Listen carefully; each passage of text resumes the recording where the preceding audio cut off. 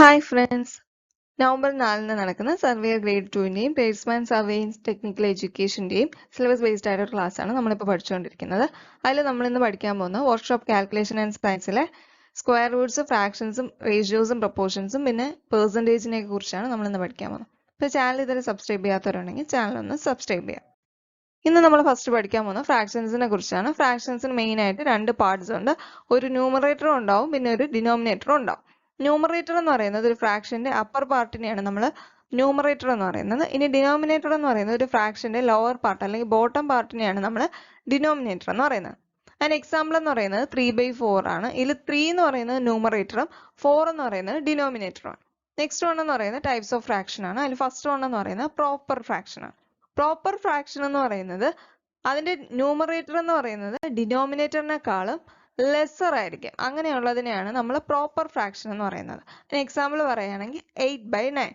ഇതിൽ ന്യൂമറേറ്റർ എന്ന് പറയുന്നത് 8 ആണ്. 8 എന്ന് പറയുന്നത് ആ ഒരു ഡിനോമിനേറ്റർ 9-നേക്കാളും കുറവാണ്. നെക്സ്റ്റ് വൺ എന്ന് പറയുന്നത് ഇംപ്രോപ്പർ ഫ്രാക്ഷൻ ആണ്. ഇംപ്രോപ്പർ ഫ്രാക്ഷൻ എന്ന് പറയുമ്പോൾ അതിന്റെ ന്യൂമറേറ്റർ എന്ന് പറയുന്നത് ഡിനോമിനേറ്ററിനെക്കാളും ഗ്രേറ്റർ ആയിരിക്കും. എക്സാമ്പിൾ പറയുകയാണെങ്കിൽ 9/8. ഇവിടെ 9 എന്ന് പറയുന്ന ഈ ന്യൂമറേറ്റർ എന്ന് പറയുന്നത് ഡിനോമിനേറ്റർ 8-നേക്കാളും വലിയൊരു സംഖ്യയാണ് ഈ 9.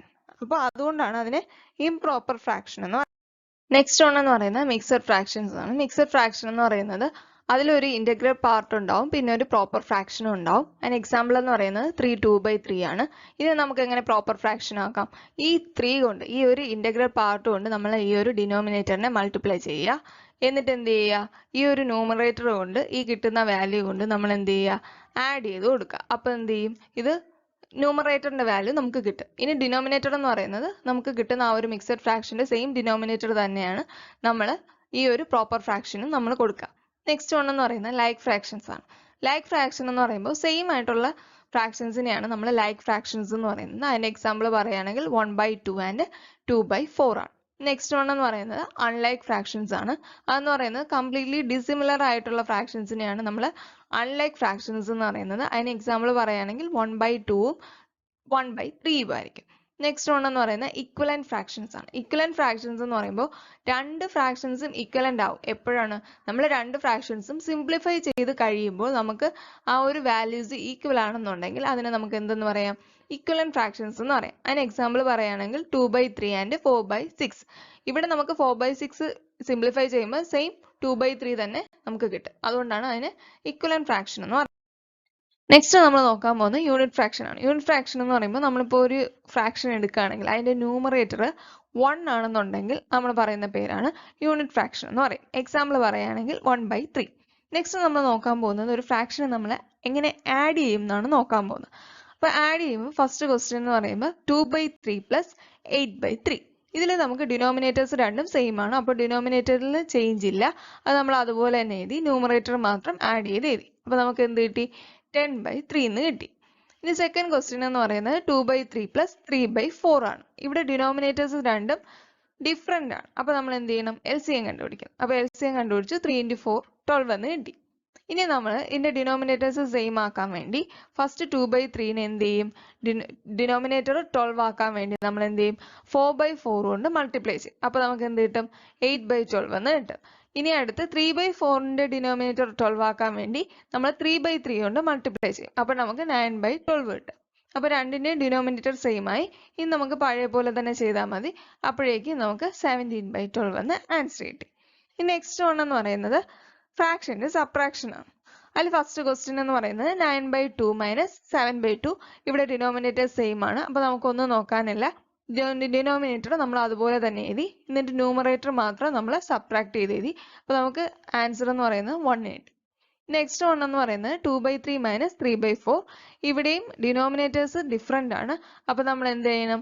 LCM കണ്ടുപിടിക്കണം. LCM എന്ന് പറയുന്നത് 3 × 4 12 ആണ്. ഇനി നമുക്ക് എന്താ ചെയ്യേണ്ടത്? ഈ ഒരു ഡിനോമിനേറ്റേഴ്സിനെ 12 ആക്കണം. അതിനുവേണ്ടി നമുക്ക് 2/3നെ ഒരു 4/4 കൊണ്ട് മൾട്ടിപ്ലൈ ചെയ്തു. അപ്പോൾ 8/12 കിട്ടി. ഇനി 3/4നെ നമ്മൾ എന്ത് ചെയ്തു? 3/3 കൊണ്ട് മൾട്ടിപ്ലൈ ചെയ്തു. അപ്പോൾ നമുക്ക് 9/12 കിട്ടി. അങ്ങനെ നമ്മൾ ഡിനോമിനേറ്റേഴ്സ് രണ്ടും സെയിം ആക്കി. എന്നിട്ട് ബാക്കി നമ്മൾ പഴയ പോലെ ചെയ്തപ്പോഴേക്കും നമുക്ക് ആൻസർ -1/12 എന്ന് കിട്ടി. നെക്സ്റ്റ് നമ്മൾ നോക്കാൻ പോകുന്നത് എങ്ങനെയാണ് ഒരു ഫ്രാക്ഷനെ മൾട്ടിപ്ലൈ ചെയ്യുന്നതെന്ന്. അതിൽ ഫസ്റ്റ് ക്വസ്റ്റ്യൻ എന്ന് പറയുന്നത് 2/3 into 3/7. ഇതിന് നമുക്ക് വേറെ കൺഫ്യൂഷൻസിൻ്റെ ഒന്നും ആവശ്യമില്ല. ഡയറക്റ്റ് ന്യൂമറേറ്റേഴ്സ് തമ്മിൽ മൾട്ടിപ്ലൈ ചെയ്യുക, എന്നിട്ട് ഡിനോമിനേറ്റേഴ്സ് തമ്മിൽ മൾട്ടിപ്ലൈ ചെയ്യുക. അപ്പോൾ നമുക്ക് കിട്ടുന്ന വാല്യൂ എന്ന് പറയുന്നത് 2/7 ആയിരിക്കും. ഇനി നെക്സ്റ്റ് വൺ എന്ന് പറയുന്നത് ഫ്രാക്ഷൻ്റെ ഡിവിഷനാണ്. അതിൽ ഫസ്റ്റ് ക്വസ്റ്റ്യൻ എന്ന് പറയുന്നത് 2/3 ഡിവൈഡഡ് ബൈ 3/7. ഇവിടെ നമ്മൾ എന്ത് ചെയ്യുക, ഈ ഒരു ഡിവിഷൻ സൈൻ മാറ്റാൻ വേണ്ടി നമ്മൾ എന്ത് ചെയ്യും, ഈ ഒരു സെക്കൻഡ് ഫ്രാക്ഷൻ്റെ റെസിപ്രോക്കൽ എടുക്കും. അപ്പോൾ എന്ത് കിട്ടും, 2/3 into 7/3. അപ്പോൾ എന്ത് ചെയ്യും, ഈ ഒരു ഡിവിഷൻ സൈൻ മാറി മൾട്ടിപ്ലിക്കേഷൻ സൈൻ വരും. എന്നിട്ട് നേരത്തെ ചെയ്ത പോലെ ഡയറക്റ്റ് ആയിട്ട് ന്യൂമറേറ്ററും ഡിനോമിനേറ്ററും മൾട്ടിപ്ലൈ ചെയ്ത് എഴുതുക. അപ്പോൾ നമുക്ക് കിട്ടുന്ന വാല്യൂ എന്ന് പറയുന്നത് 14/9 ആയിരിക്കും.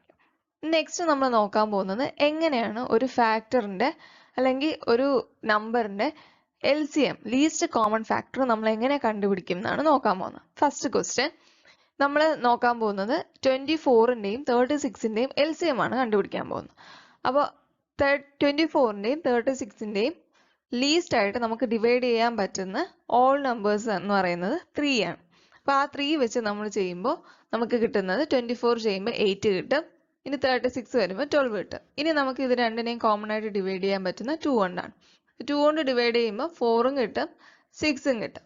അത് കഴിഞ്ഞതിന് ശേഷം വീണ്ടും നമുക്ക് 2 കൊണ്ട് ഡിവൈഡ് ചെയ്യാം, അപ്പോൾ 2ഉം കിട്ടും 3ഉം കിട്ടും. ഇനി LCM എന്ന് പറയുന്നത് ഈ കിട്ടുന്ന ഈ സൈഡിലും ബോട്ടത്തിലും കിട്ടുന്ന ഈ നമ്പേഴ്സ് എല്ലാം കൂടെ നമ്മൾ മൾട്ടിപ്ലൈ ചെയ്ത് കിട്ടുന്ന വാല്യൂ ആണ് LCM എന്ന് പറയുന്നത്.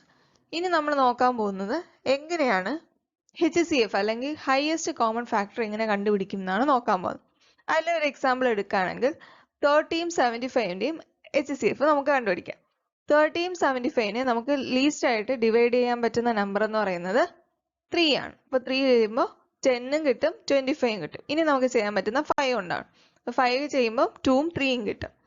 അപ്പോൾ ഇതിൽ HCF എന്ന് പറയുന്നത് ഈ ലെഫ്റ്റ് സൈഡിൽ കാണുന്ന നമ്പേഴ്സ് മാത്രം നമ്മൾ മൾട്ടിപ്ലൈ ചെയ്ത് എടുക്കുമ്പോൾ കിട്ടുന്നതാണ് HCF എന്ന് പറയുന്നത്.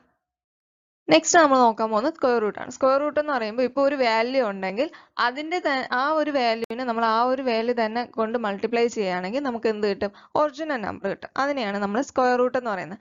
സ്ക്വയർ റൂട്ടിനെ നമുക്ക് ഇൻവേഴ്സ് ഓഫ് സ്ക്വയറിംഗ് എന്നും പറയാം. ഇനി അതിന് എക്സാമ്പിൾസ് പറയുകയാണെങ്കിൽ റൂട്ട് 16 എന്ന് പറയുന്നത് 4 ആയിരിക്കും, റൂട്ട് 114 എന്ന് പറയുമ്പോൾ 12 ആയിരിക്കും. അപ്പോൾ 12ൻ്റെ സ്ക്വയർ എന്ന് പറയുന്നത് 144 ആയിരിക്കും. ഇനി റൂട്ട് 169 എന്ന് പറയുന്നത് 13 ആയിരിക്കും, റൂട്ട് 256 എന്ന് പറയുന്നത് 16 ആയിരിക്കും, റൂട്ട് 2 എന്ന് പറയുന്നത് 1.414 ആണ്.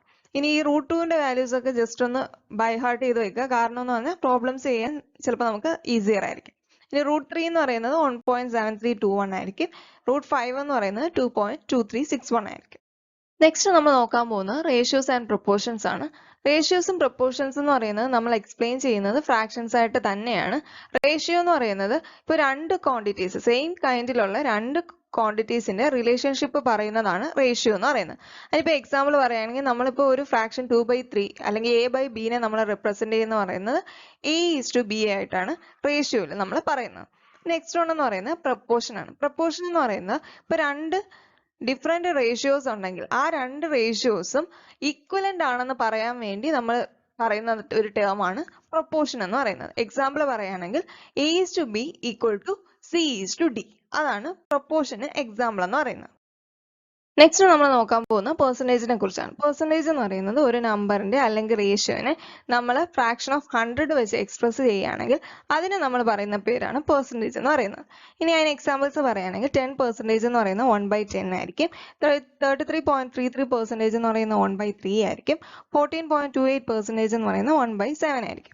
ഇനി ഒരു വാല്യൂവിന്റെ പെർസെൻറ്റേജ് കണ്ടുപിടിക്കാനുള്ള ജനറൽ ഫോർമുല എന്ന് പറയുന്നത് value by total value into 100 ആണ് പെർസെൻറ്റേജ് കണ്ടുപിടിക്കാനുള്ള ജനറൽ ഫോർമുല എന്ന് പറയുന്നത്. അപ്പോൾ ഇതോടുകൂടി ഇന്നത്തെ ക്ലാസ് കഴിഞ്ഞു. അപ്പോൾ ഞാൻ വർക്കൗട്ട് ചെയ്യാനുള്ള പ്രോബ്ലംസ് എല്ലാം കമ്മ്യൂണിറ്റി ടാബിൽ ആഡ് ചെയ്യാം, പ്രീവിയസ് ഇയർ ക്വസ്റ്റ്യൻസ് എല്ലാം മോക്ക് ടെസ്റ്റ് ആയിട്ട് ഇടാം. അപ്പോൾ ക്ലാസ് ഇഷ്ടമായെങ്കിൽ എല്ലാവരും ലൈക്ക് ചെയ്യുക, ഷെയർ ചെയ്യുക, സബ്സ്ക്രൈബ് ചെയ്യുക. Thank you.